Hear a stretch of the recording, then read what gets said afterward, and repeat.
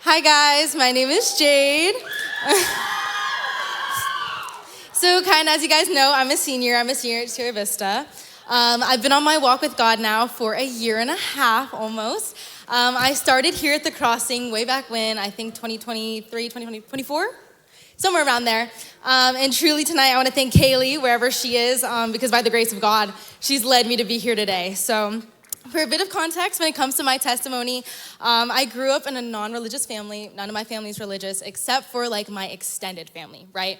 And specifically, one key person in this story is gonna be my Auntie Ronnie, okay? Auntie Ronnie, this is the most beautiful woman you will ever see, inside and out. Flowers bloom when she walked, every word she said just reaped Jesus. You could just tell that she was loved and she was in love with the Lord, right?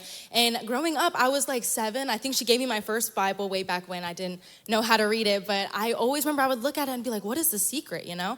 We have this book here. What is it that takes this book and transforms it into someone like her?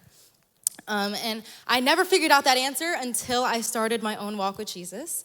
And I told her, I started talking to her, I said, hey, I'm going to church myself now. I made the decision to follow Jesus myself. And I wanted to know, you're such a firm believer. Every time I speak to you, you're full of the fruits of the Spirit.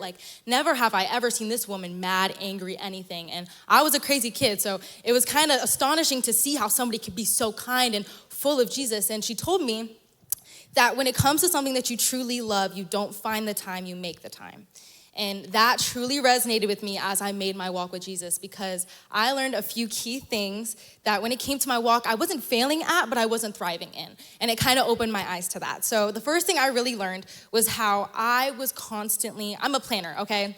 I am a type A planner. I need to plan out my meals, my dance. I work 30 hours a week. I need to plan everything, every shift, every outfit I wear throughout the week. I have to plan every single second of it.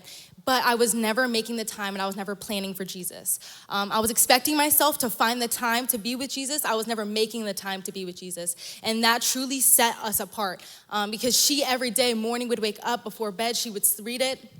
She'd read her Bible, she'd be in her word, and truly it grew into her soul. It became a part of her, and this was truly just something that I was looking at on occasion. So I learned, and as I read in Matthew 6:33, he tells us to seek first his kingdom and his righteousness, and all things will be with you as well.